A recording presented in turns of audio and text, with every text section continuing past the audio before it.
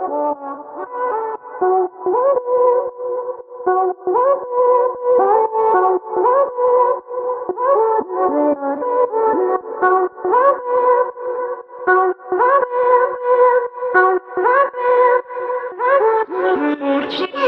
ఇంతకు ముందు నా ప్రీవియస్ వీడియోలో చెప్పినాను కదా, ఒకటి RWTH కోర్స్ ఉంది, సర్టిఫికేషన్ ఉందని. సో నేను ఆల్రెడీ నా సూపర్వైజర్తో మీటింగ్ అయింది. అసలు ఇన్ని రోజులు ఈ ప్యాటర్న్ మీకు చూపించకుండా నేను ఎట్లా మర్చిపోయినానో నాకు కూడా అర్థం కాలేదు. నా ఫస్ట్ అకామిడేషన్ బ్లాగ్ ఎవరైనా చూస్తే నేను మా ఇల్లు చూపించింట. ఈ ఏరియాలో కొంచెం ఎక్కువ ముసలోళ్ళు ఉంటారు అని చెప్పినా కదా. ఎందుకు ముసలోళ్ళు ఉంటారు అని నాకు ఒక చిన్న కంక్లూషన్ ఆన్సర్ అయితే ఈరోజు నాకు దొరికింది. మీకు చూపిస్తా. అయ్యో, ఇక్కడ పెద్ద పెద్ద చెట్లు, ఈ ద్వారం ఉంది చూసినారా? అదేంటి ఇదంతా శ్మశానం.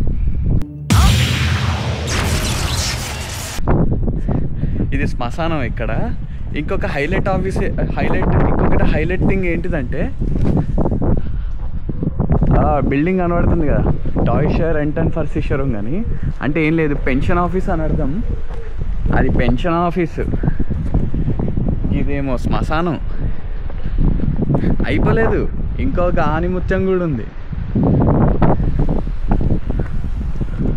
అక్కడ దూరంగా చెట్లు కనబడుతున్నాయి కదా, దాని పక్కకే హాస్పిటల్ ఉంటుంది.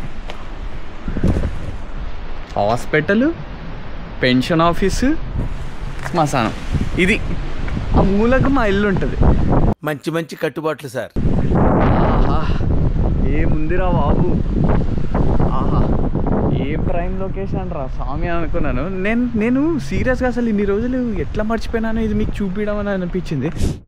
జర్మనీ నుంచి ఇండియా పోగానే మా చెల్లి ఒక 2 రోజుల తర్వాత, మనీ నువ్వేంది ఇంత నార్మల్గా ఉన్నావు అనింది. నార్మల్గా ఉండడం ఏంటిది అంటే, ఇప్పుడు ఏంటి, నేను ప్యాంట్ పైన షర్ట్ కింద వేసుకొని ఊగులాడుకుంటూ రోడ్డు అంతా తిరగాలన్నా అన్న వెంటనే మా చెల్లికి ఎక్కడ లేని తిక్కలేసింది. జనరల్గా చెల్లెలు ఉన్నదంతా చెవులు కొరకడానికే కదా, మనం ఉండేది ఇరిటేట్ చేయడానికే.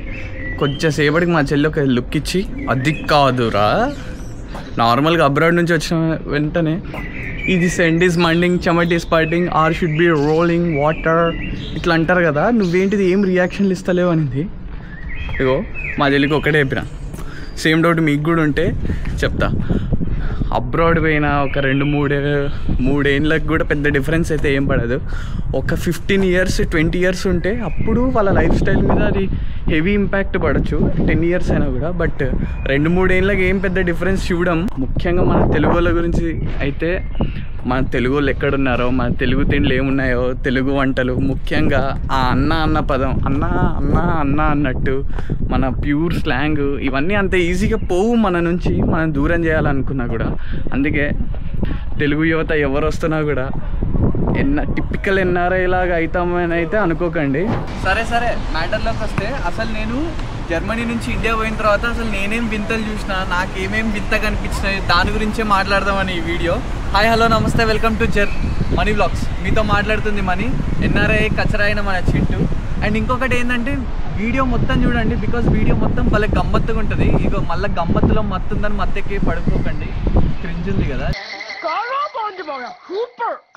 జోకులు నాకు ఇట్లాంటి క్రింజ్ జోకులే ఇష్టం. వీళ్ళు ఎవరికైనా క్రింజ్ జోకులు ఇష్టం ఉంటే కింద కామెంట్ రాయి. నువ్వు ఫస్ట్ కామెంట్ రాయి. ఇంకా ఫస్ట్ బొక్క గురించి మాట్లాడేసుకుందాం. అసలు జర్మనీ నుంచి ఇండియా పోగానే మనం చూసే పెద్ద డిఫరెన్స్ ఏందో తెలుసా? జనాల డిసిప్లైన్. ఈ జనాల డిసిప్లైన్ గురించి మాట్లాడుకుంటే మన వాళ్ళ మర్యాద చూసి, ఆ మర్యాద అంతా మర్యాదరామ్ అనే సినిమాటోగ్రాఫర్ దగ్గర ఉందేమో అనిపిస్తుంది. ఎందుకు ఇంత స్పెషల్గా చెప్తున్నా అంటే, ఈ బ్యాగేజ్ క్లైమ్లు, మన బ్యాగేజ్ చెక్కింగ్లు ఇవన్నీ జరుగుతాయి కదా ఎయిర్పోర్ట్లో.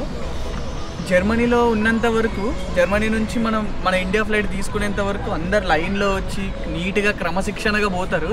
అదే ఇండియాలో దిగిన వెంటనే మనకు అదొక గుర్తు అంతే. ఇంకా ఢిల్లీయో ముంబైకో లేవర్కి దిగుతాం కదా, దిగిన వెంటనే జనాలు ఆ బ్యాగేజ్ చెక్కింగ్ దగ్గర, క్లైమ్ దగ్గర మనం ట్రేలు తీసుకోవాలి పెద్దవి. మన బ్యాగ్ దాంట్లో వేసి మన బట్టలన్నీ తీసి దాంట్లో వేయాలి. లిటరల్గా ఎట్లుంటుందంటే, నేను ఇక్కడ నా ట్రే ఇక్కడ తీసుకున్నాను, వాడెవడో అక్కడ నుంచి వచ్చేసి నా ముందర ట్రే తీసుకున్నాడు, వీడెవడో నా వెనకాల నుంచి వచ్చి డైరెక్ట్ నా చేతిలో ఉన్న ట్రేనే తీసుకున్నాడు, ట్రే అయిపోయినాయని. అరే నువ్వు నా ట్రే తీసుకుంటే నేను ఇంత క్లాప్స్ కొట్టుకుంటూ మొత్తం ఎగరాలా అని అనిపించింది. ఆ రేంజ్లో ఉంది. ఇంకా ఇదొక పెద్ద డిఫరెన్స్ అయితే, రెండో పెద్ద డిఫరెన్స్ ఏంటిదంటే, జనాలు అసలు నవ్వరు. కనీసం ఇక్కడన్నా మనకు తెలిసినోడో తెలియనోడో కానీ ఇట్లా చూసినప్పుడు మొహాలు చూసినప్పుడు నవ్వుకుంటాం. జర్మనీ ఇమిగ్రేషన్ ఆఫీస్లో bye, have a safe journey ఇట్లాంటివి చెప్తారు కదా. మన ఇండియాలో అసలు అంత సీనే లేదు. వాడేదో వాడి ఆస్తి అంతా కొట్టేసినట్టు, వాడి పిల్లకి లైన్ వేసినట్టు వెరైటీగా చూస్తుంటాడు మనల్ని.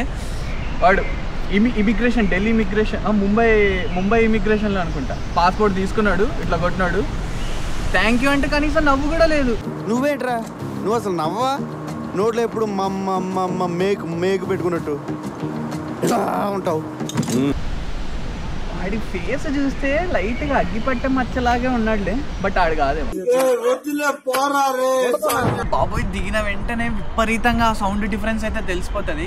ఎందుకు చెప్తున్నా అంటే లిటరల్గా మనం ఇక్కడ ఉన్నప్పుడు కనీసం ఫ్యాన్ సౌండ్ కూడా వినాం. జర్మనీలో అంత సైలెంట్గా ఉంటుంది. కానీ ఇండియా పోయిన తర్వాత హారన్ సౌండ్లు, అనౌన్స్మెంట్, జనాలు ఎక్కువ మాట్లాడేస్తుంటారు, బుజ్ అని వస్తుంది. ఒకవేళ మీ చుట్టాలు ఒక 15-20 మంది వచ్చి వరుసగా మాట్లాడుతున్నారు అనుకో, లిటరల్గా మైండ్ ఎట్లా ఉంటుందో అంటే ఉప్పల బాల్ డ్యాన్స్ వేసినట్టు ఉంటుంది. లోపల బ్రెయిన్ కూడా అంతే డ్యాన్స్ వేస్తుంది. ఆ రేంజ్లో ఉంటుంది, అని వస్తుంది. సార్ ఏంటి సార్ అది?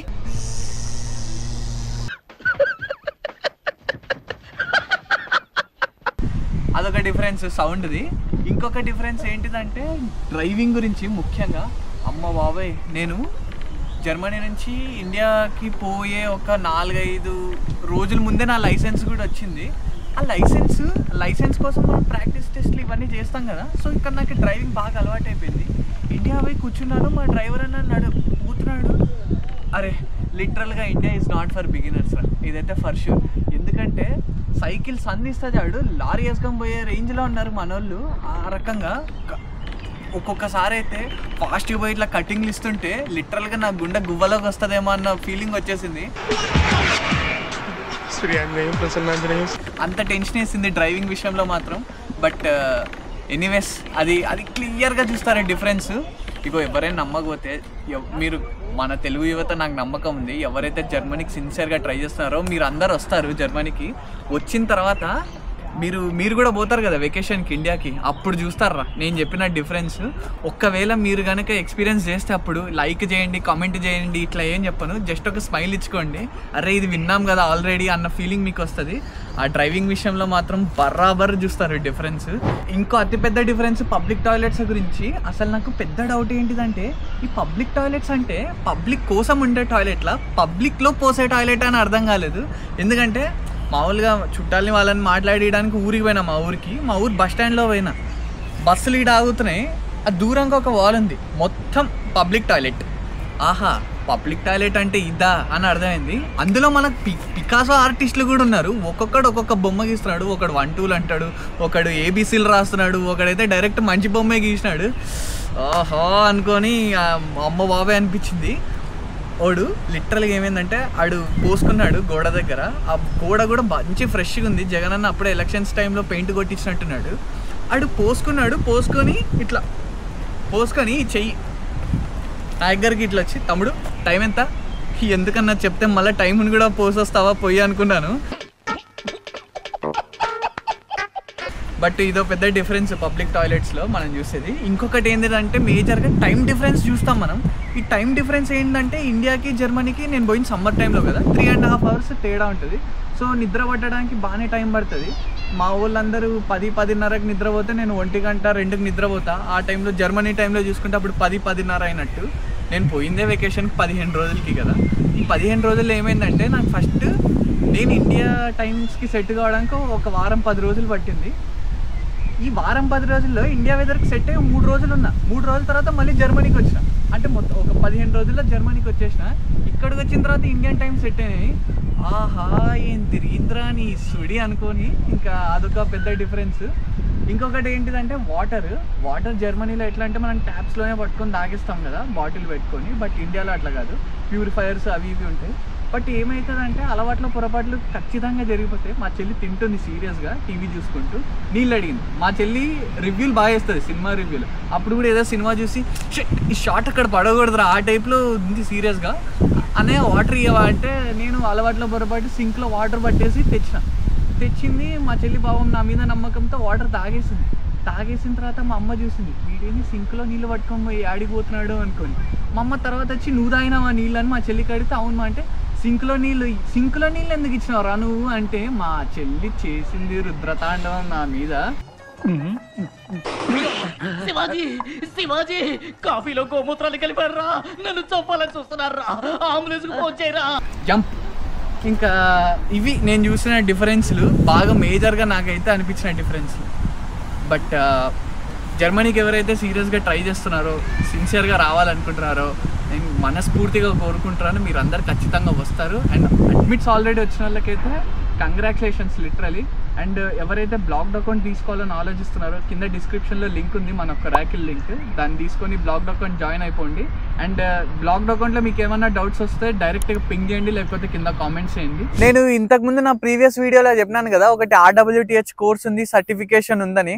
సో నేను ఆల్రెడీ నా సూపర్వైజర్తో మీటింగ్ అయింది, మా సూపర్వైజర్ మా ప్రొఫెసర్తో మీట్ అయ్యిందంట. సో అదైతే ఇంకో 3 months తర్వాత షెడ్యూల్ చేసినారు, అంటే సెప్టెంబర్ టైంలో జరుగుతుంది.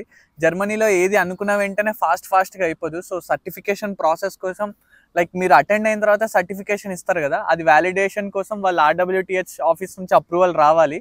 సో సెప్టెంబర్లో అయితే కోర్స్ ఉంటుంది, ఏం కంగారు లేదు. నేను డేట్లు చెప్తాను, మీ అందరు ఖచ్చితంగా జాయిన్ అవుతారు. అండ్ ఆ సర్టిఫికేషన్ డేట్ నేను నెక్స్ట్ వీడియోస్లో మెన్షన్ చేస్తాను. ఇంకేం మరి వెళ్ళొస్తా, బాయ్.